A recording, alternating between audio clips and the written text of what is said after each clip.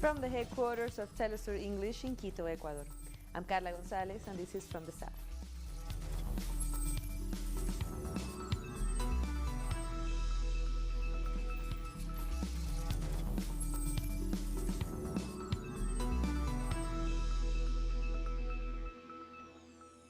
Venezuelan President Nicolás Maduro has announced the arrival of humanitarian aid shipments from Russia, the Pan American Health Organization, and UNICEF to help in the fight against the COVID-19 pandemic.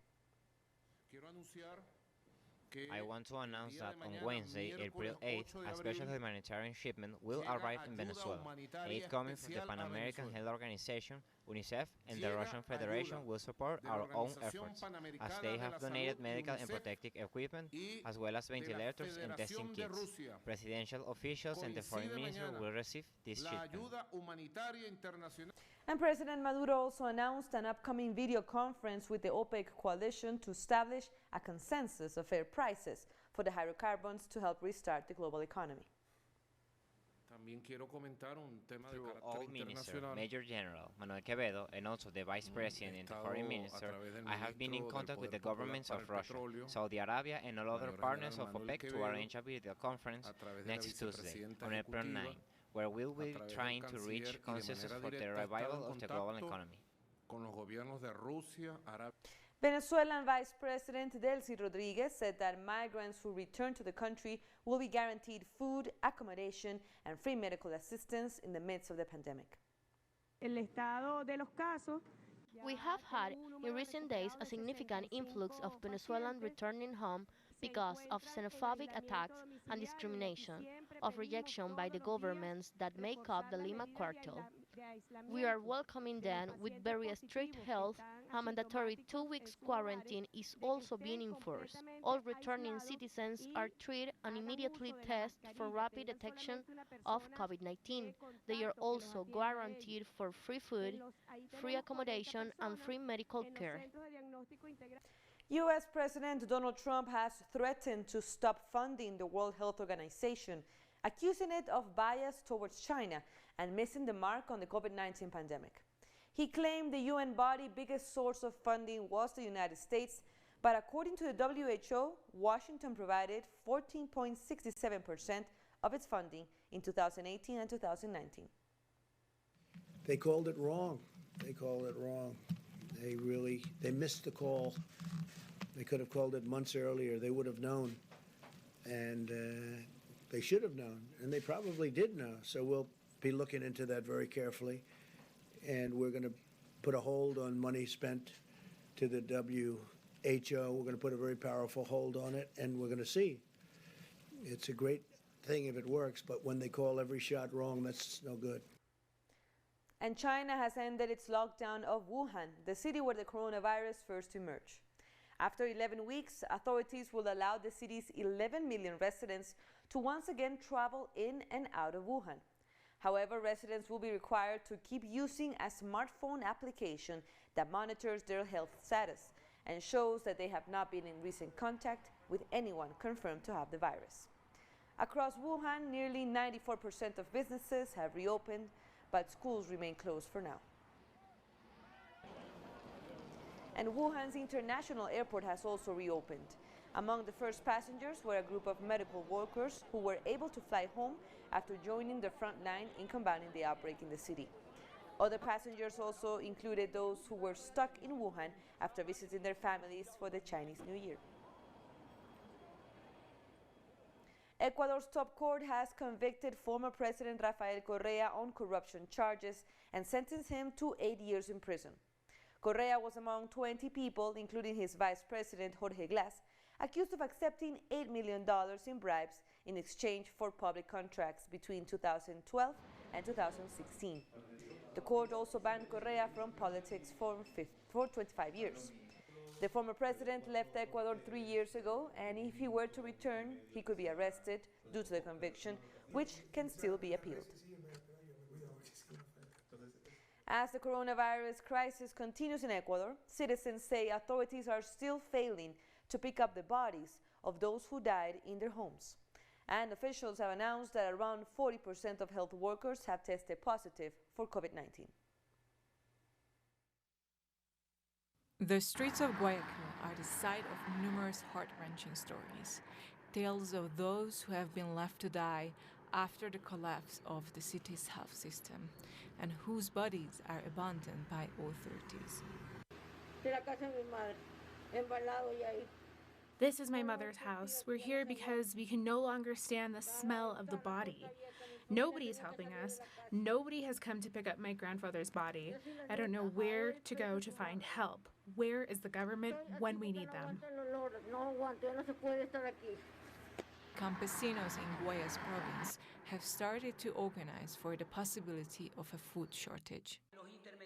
Providers are saying they don't want to go to Guayas anymore out of fear of getting infected. That is why the Campesino movement in Guayas has set up special brigades to pick up product that was discarded on the fields because we cannot let anything go to waste now. Recently, due to political disagreements, the National Assembly blocked the approval of a new health code. For lawmaker Ángel Sin Maleza, one of the main mistakes made by this administration was laying off hundreds of doctors. The layoffs started last year, and authorities were warned that this was a mistake, especially getting rid of people in the epidemiology department and those in the research institute.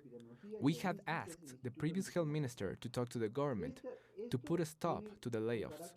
Now we're all paying for those mistakes. On the top of this, authorities announced that around 40% of health workers have been infected by COVID-19. We have over 1,600 cases of health workers who have tested positive for the novel coronavirus. This is worrying because they have to go under quarantine before going back to work. Authorities have provided citizens with new ways to ask for the removal of the victims' bodies, but people say that these are not working. Guayaquil's City Council announced they would donate over 1,000 cardboard coffins for the deceased. We have more stories coming up, so don't go away.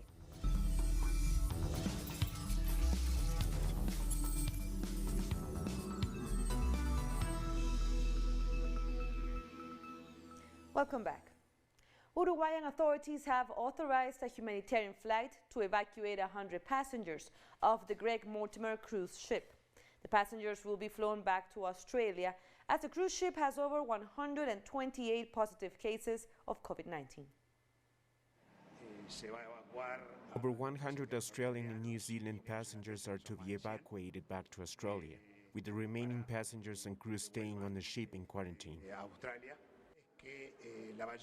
Most of those who will remain on the ship are crew members. The crew are much younger in age than the passengers, so those we will be evacuating are the older people who are more at risk. The crew have an average age of 40 years. Cuba is working with the government of Trinidad and Tobago to send them a team of medical professionals to assist them in the fight against COVID-19. The Cuban government is making the necessary arrangements to have a Cuban plane bring these nurses here, and those arrangements are currently being put in place, and I hope that we will be able to complete it and get these Cuban nurses here, medical personnel here within the next couple of days. They will be quarantined for the 14-day period, and once at the end of that 14-day period they're healthy and have not shown any signs or been positive for COVID-19, they will then be allowed to enter our healthcare system. In Bolivia, the campesino unions of the Chapare region, part of the support base of the movement towards socialism, are delivering a donation of 16 truckloads of produce to the city of Cochabamba. That donation will go to people in need amid the crisis and will include bananas, oranges, tangerine, pineapple, yucca, and other produce. Since the start of the quarantine, families have been without the means to make a living in the absence of their day-to-day work. The food will be distributed free of charge to areas including the Zona Sur and other localities which have required assistance. At this moment, we are already here with 16 trucks. Approximately, we have 16 tons of products between bananas, orange, tangerines, and other products of the Trópico of Cochabamba. In just a few moments, following this press conference of the 6 federations of the Trópico, we are going to be able to coordinate with the governor and other authorities of this sector in order to distribute to different places, such as the Zona Sud and some others. We also have a request from the penitentiary centers. We hope to make it to there, and we will have a coordination with the government, among the executives and mayors, to be able to make these distributions in a few minutes. Bolivian leader Andrónico Rodriguez led the delivery of food to the city of Cochabamba. During this period of being locked up in our houses, without working, without going out, the economy of many poor families in the same region of the Tropic of Cochabamba has been greatly affected. For this reason, in coordination with our municipal authorities, with our leaders at the tropical level of Cochabamba, we have seen the relevance of entering the solidarity campaign in Cochabamba with our products, which we produce. There are more than 16 trucks right now, and we are evaluating more than 150 tons of fruit. We hope to coordinate with our brother leaders of the periphery of the city and some provinces and municipalities nearby, in coordination with our governor, and we will be looking to make the delivery in a responsible way so that people do not crowd in any place where the fruit is to be distributed. And we spoke with journalist Oli Vargas, who is in the region of Cochabamba, about the de facto government's plan for those who've lost their income since the suspension of economic activities due to COVID-19. So the current coup government are going to be making a one-off cash transfer payment of 400 Bolivianos, equivalent to about $60 US.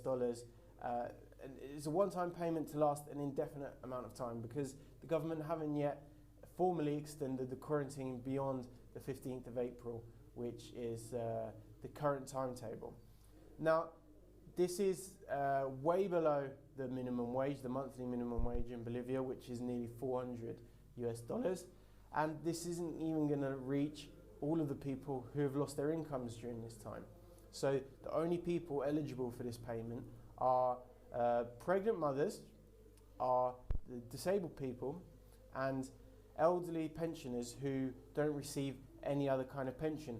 So pensioners who, for example, have a very tiny pension from being, say, a factory worker or a miner, they won't be receiving any support during this time. It's only to those pensioners who don't have any other form of income or of pension, however small. And also the sort of social measures that have been taken in other countries, such as suspending rent payments, suspending the legality of evictions, that hasn't taken place in Bolivia. The only other kind of measure outside of this cash transfer program that's been announced has been that the cost of electricity will be reduced by 50%. Not suspended altogether, but reduced by 50%. I mean, it's a great shame because the National Electric Company is, for the moment, still a publicly owned utility. So the government isn't mobilizing the state companies to try and help people through this time. For example, the telecom company Entel isn't providing free internet packages or bonus internet packages for those having to stay at home. They're still charging the normal rates for internet, for phone tariffs. And so yeah, there hasn't been a mobilization of the resources available to the Bolivian government to help people through this extraordinarily difficult time. And as I said earlier, the large majority of people who work in the informal economy, which is around 5 million people in Bolivia, the large majority of those people will not be receiving anything. I mean, just this past week I've been speaking to transport workers. Now obviously they aren't the poorest section of society. They have enough money maybe to get them through the quarantine for a week, 2 weeks, possibly 3 weeks. But beyond that, it's going to get extraordinarily difficult for them because most transport workers in this country work as working cooperatives. So their only income is the revenue that they receive from passengers. There aren't any extra funds available to them. So they're going to be going through an incredibly difficult time. Most of those people have families, sometimes large families to support, and the government isn't providing any answers for them at all. Indigenous people in Colombia are often forcibly displaced from their homes due to internal violence. Now they are taking the necessary measures to stop the spread of the novel coronavirus without any help from the government.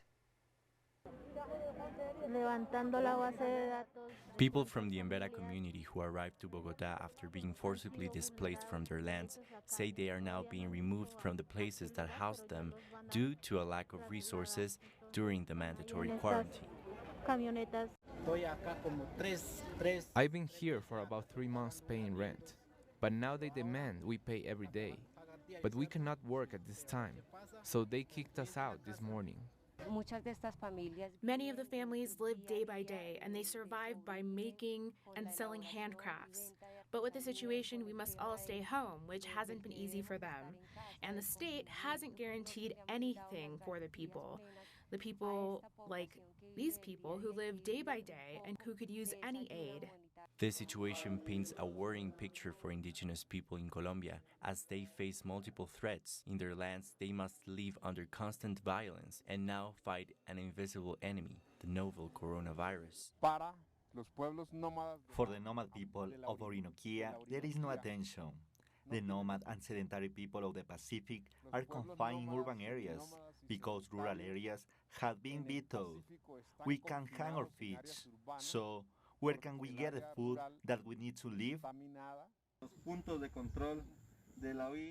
In the face of the state's disinterest, the indigenous communities have been implementing preventive measures of their own to slow down the arrival of the pandemic, but they say armed groups and even public security forces are preventing their work. We asked them to stop blocking our measures. We're trying to face the situation with absolutely no help from the state. Until now, indigenous communities have only reported 2 confirmed cases of COVID-19, both within the Yucpa community. We're taking one last break. Stay with us.